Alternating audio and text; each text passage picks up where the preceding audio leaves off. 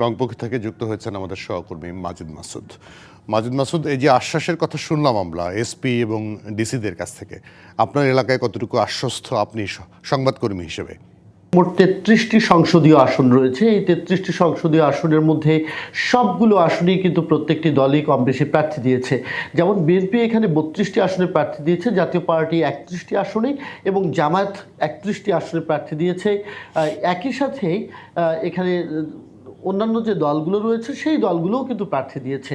আইন শৃঙ্খলা পরিস্থিতির কথা যদি বলি, আমরা কিন্তু নেতাকর্মীদের সাথে এবং প্রার্থীদের সাথে কথা বলেছি। তারা যে বিষয়টি বলছেন, তারা দুটো বিষয়কে ভয় পাচ্ছেন। একদিকে যেমন দেখা গেছে যে এখানে যে অবৈধ অস্ত্রের ঝনঝনানি, সেটি নিয়ে তাদের মধ্যে একটা শঙ্কা রয়েছে যে লুট হওয়া অস্ত্র সেগুলো যেমন উদ্ধার হয়নি, পাশাপাশি সীমান্ত পেরিয়ে অস্ত্র আসছে এবং চরাঞ্চলের বা দুর্গম এলাকাগুলোতে সেখানে অপরাধীদের অভয়ারণ্য তৈরি হতে পারে, সে নিয়ে তাদের শঙ্কা রয়েছে। অন্যদিকে নেতাকর্মীদের মধ্যে একটি বড় শঙ্কার যে ব্যাপারটি, সেটি হচ্ছে ভোট কেন্দ্রে কোনো মব ভায়োলেন্সের ঘটনা ঘটে কিনা, সেটি নিয়েও তারা ভয় পাচ্ছেন। আমি গতকালই কথা বলেছিলাম বিএনপির জাতীয় নির্বাহী কমিটির সাংগঠনিক সম্পাদক রংপুর বিভাগের দায়িত্বে থাকা আসাদুল হাবিব দুলুর সাথে। তিনি যে বিষয়টি বলছেন যে তারা কিন্তু এখন পর্যন্ত নির্বাচনের যে সুষ্ঠু পরিবেশ, সেই সুষ্ঠু পরিবেশটি দেখছেন না, আইন শৃঙ্খলা বাহিনী সক্ষম নয় বলেও কিন্তু তিনি শঙ্কা প্রকাশ করছেন।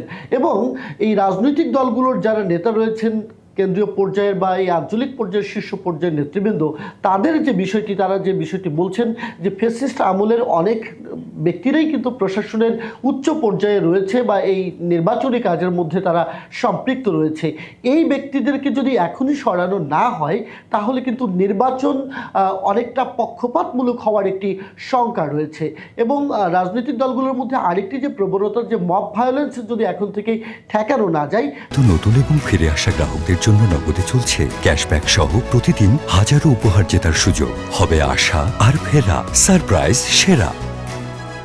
তাহলে সেটি কিন্তু নির্বাচনকে কোনোভাবেই সুষ্ঠু করবে না। আর জোটের কথা যদি বলি, এখন পর্যন্ত জোটের সমীকরণটি ঠিকঠাক না হওয়ায় আসনগুলোতে চূড়ান্ত প্রতিদ্বন্দ্বিতায় কারা অবতীর্ণ হচ্ছে সেটি যেমন বোঝা যাচ্ছে না, নির্বাচনটাও উৎসব মুখর হয়ে উঠছে না।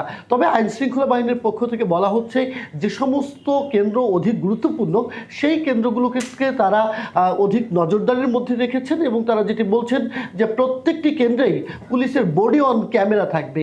এই ক্যামেরাগুলো সিসিটিভির মতোই কাজ করবে। সিসিটিভি যেমন মুভমেন্ট করা যায় না, কিন্তু বডি অন ক্যামেরাগুলো মুভমেন্ট করা যাবে, যেগুলো রিটার্নিং কর্মকর্তার কাছে এর কন্ট্রোলিং থাকবে এবং তিনি দেখতে পারবেন। তো সব কিছু মিলিয়ে আইন শৃঙ্খলা বাহিনী বলছে তাদের প্রস্তুতি সম্পূর্ণ রয়েছে, তবে রাজনৈতিক দল এবং নির্বাচন সংশ্লিষ্ট প্রার্থীরা, তাদের মধ্যে যে শঙ্কা, সেই শঙ্কাটি রয়ে গেছে। মাজিদ মাসুদ, অনেক ধন্যবাদ আপনাকে সময় দেওয়ার জন্য।